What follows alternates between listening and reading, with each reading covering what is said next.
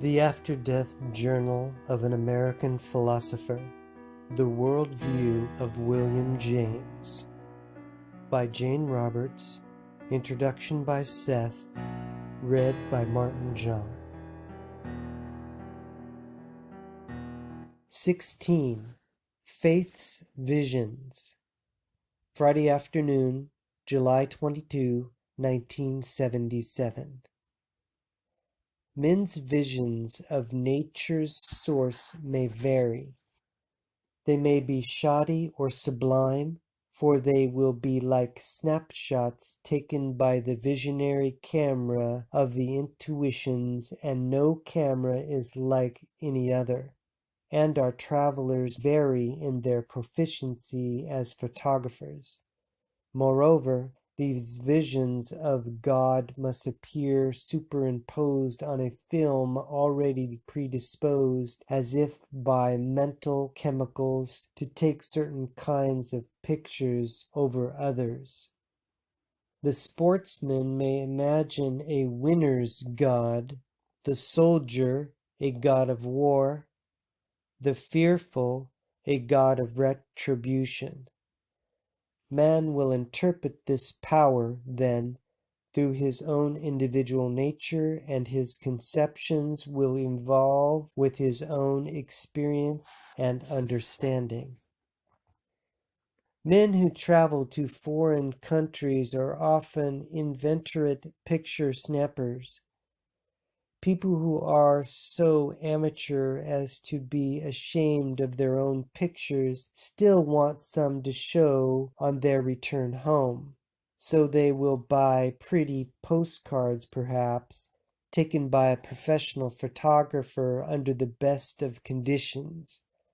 The sun will be shining, the sky pure blue, all will be picturesque, yet sadly lacking the touch of authenticity apparent in even the traveler's own poorest picture. On the day of his visit, the sky might be clouded or the rain falling, and the particular buildings might be changed in a variety of ways from the time of the photographer's postcard picture. So while there is a general connection between the traveler's experience and the photographer's picture, our traveler on his return will know the difference, even though he tries to convince himself that what he saw tallies with the postcard image. In the same way, the conventional images of God distributed by the various religions represent posted, formal yet picturesque, generalized and stylized versions for those who do not trust their own abilities in such matters. These serve as handy guidelines representing the personification of nature's source as glimpsed in certain spiritual or mental or psychic places. But they must remain general and mass-produced. Besides this, however, conventionalized religious photographs were taken long before a traveler's lifetime. As a rule, and are glaringly out of date with his own experience. On seeing them, he hesitates to comment on the sense of strangeness he feels, knowing intuitively that the images are clothed in a spiritual fabric long since frayed, even though they have been retouched in the pictures themselves so as to appear in good repair. So our traveler finally begins to take his own psychic snapshots or spiritual photographs, knowing full well that he is an amateur. He must learn to operate his visional camera and keep it in readiness for those moments when he suddenly glimpses that extraordinary power, no matter how fleetingly. His private photo album may be limited in size, therefore, Yet each picture will represent his own private vision at any given time. And the pictures may not be similar, but vastly different one from another.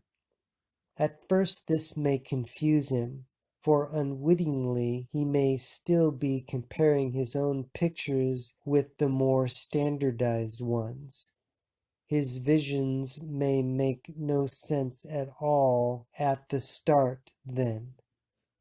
Walking along one day, for instance, he may suddenly feel an inner swirl of extraordinary energy.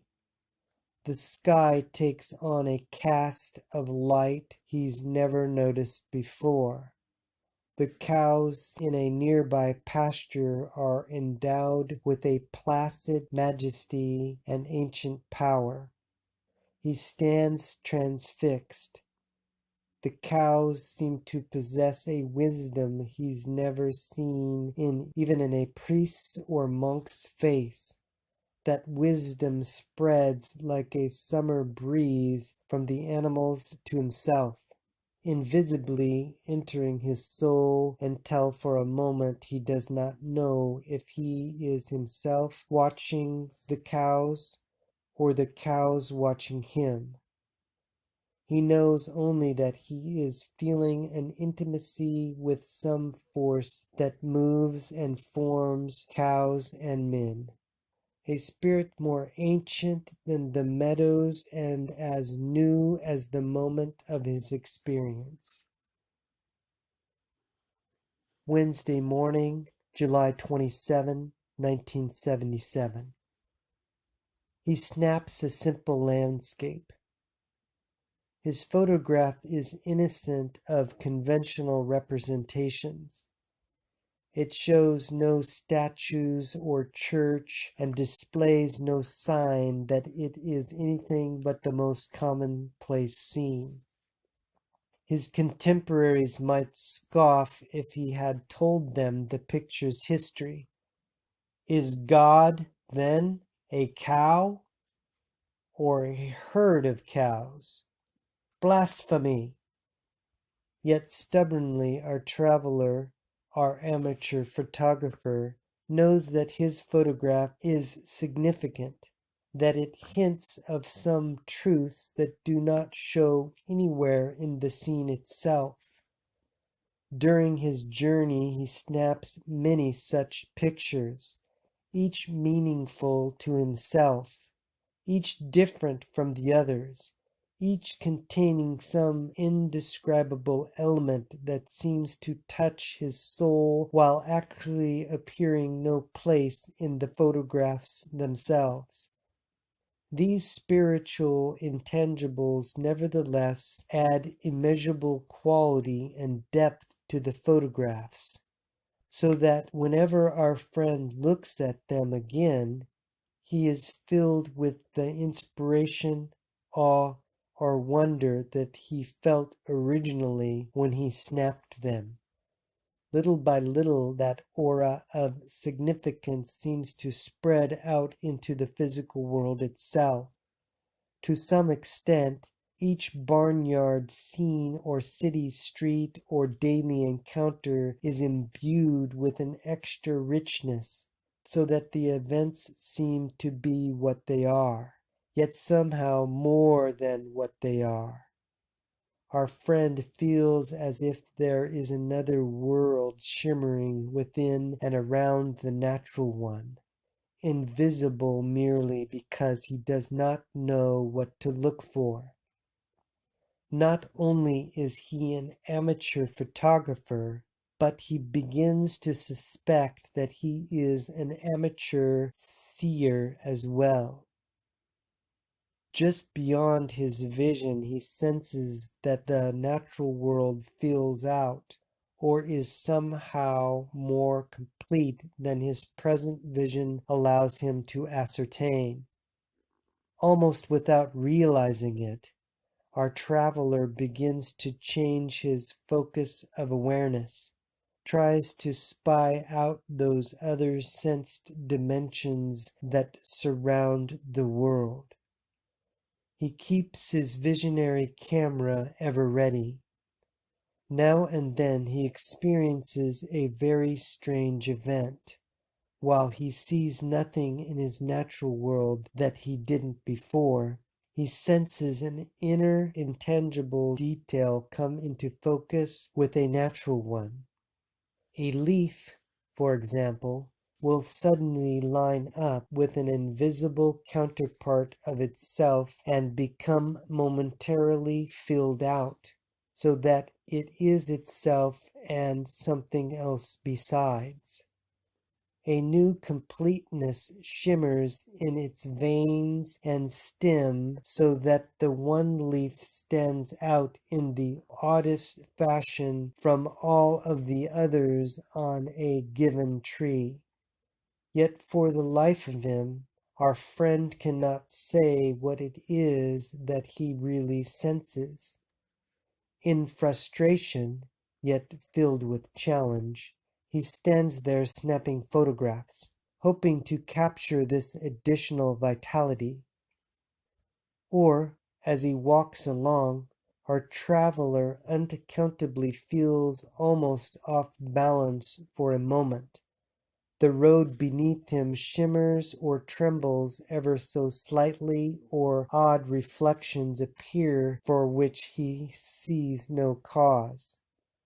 The road seems to connect with another, sensed one, so that for an instant he walks both of them at once, or rather both roads become one.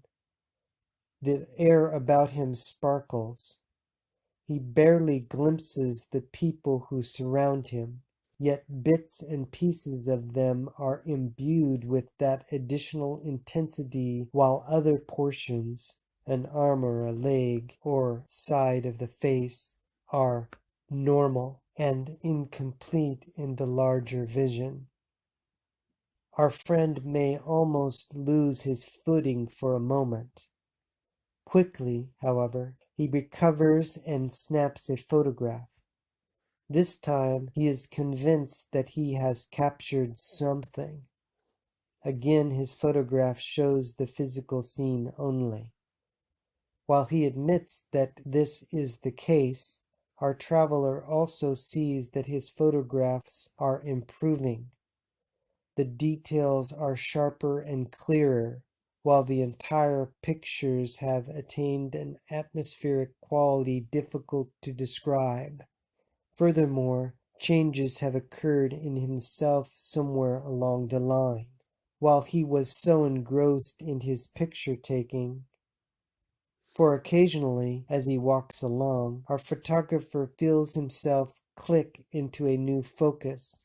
And when the road shifts in that indescribable fashion, he shifts inside himself, seeming to become lined up with an invisible part of his own reality that he had barely sensed before. He becomes fuller, more real, filled out.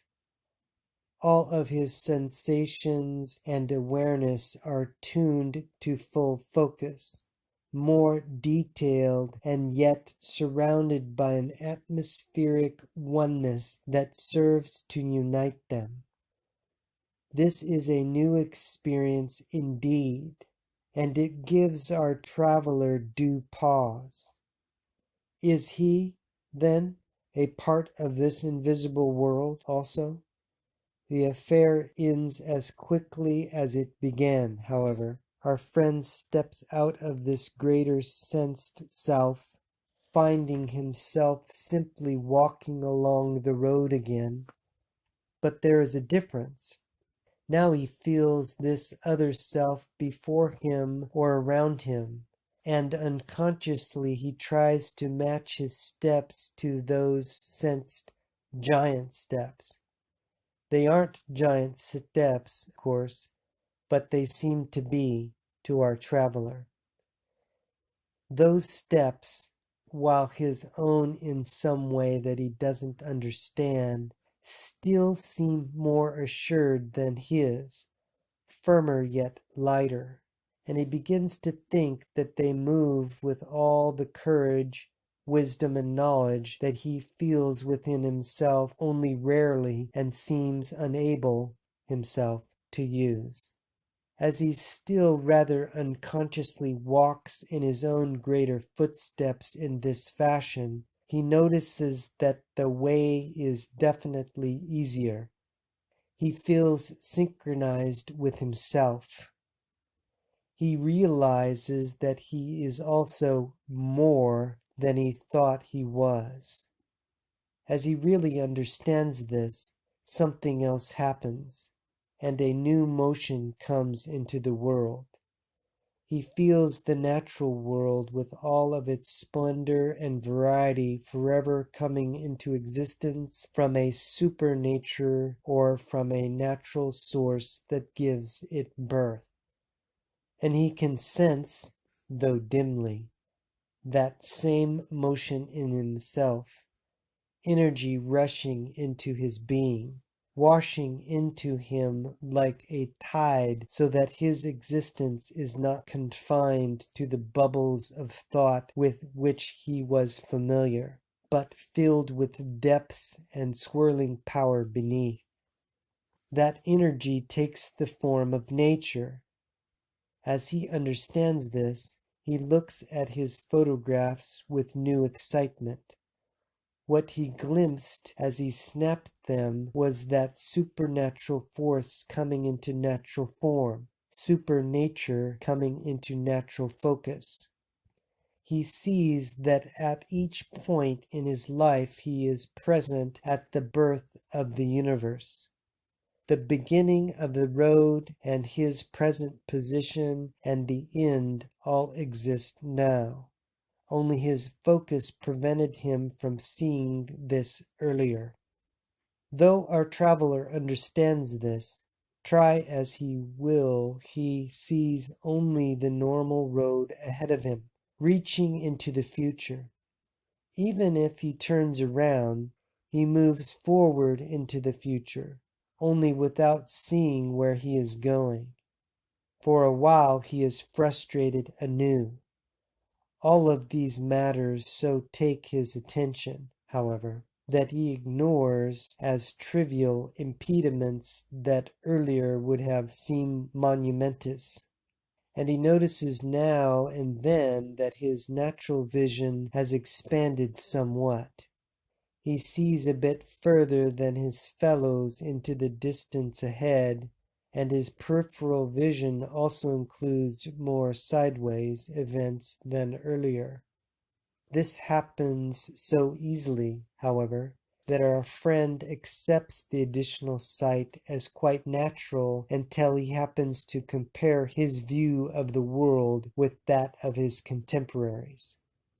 Furthermore, he is so used to the changes that have happened within himself that he forgets his own earlier limited vision, which is taken for granted by others as once it seemed natural to himself.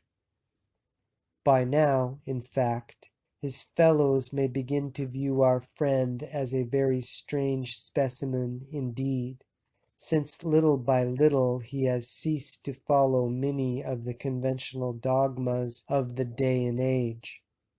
This process also happened so gradually that he wonders how he came from his original dependence upon social, religious, and scientific beliefs to his present rather independent thought. He remembers giving lip service to many such conventions long after he ceased believing in them.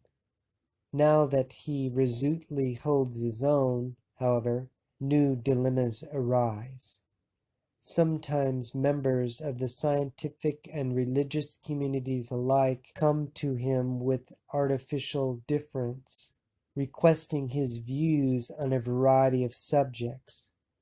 His questioners have ready-made answers to which he cannot agree, yet his intuitive replies sound childish when rationally rendered. He finds himself saying, "Yes, time is, but is not," or "We are each individuals forever, yet we are forever part of an indefinable whole. Or, no, of course my picture of the cow is not a photograph of God, and yet in other terms, of course, it is. His learned friends shake their heads or shake their fist according to their natures, and either leave him alone completely or attack him in their journals. The scientist may call him a fool. The priest may call him blasphemous. Our friend, if he really found faith and if he is really paying attention to faith's visions, is able to ignore such querulous interludes. For his faith is open, still forming, and he knows that it is a continuing way or path more than anything else. So he does not need to defend himself. If he has any sense, he will show his visional photograph album to no one with any intent to prove anything. Instead, he will take a good lunch, pick up his camera, and go his way. In chapter. In book, except for the epilogue. Mahalo endlessly for listening. I thank you. Aloha. Which is never goodbye.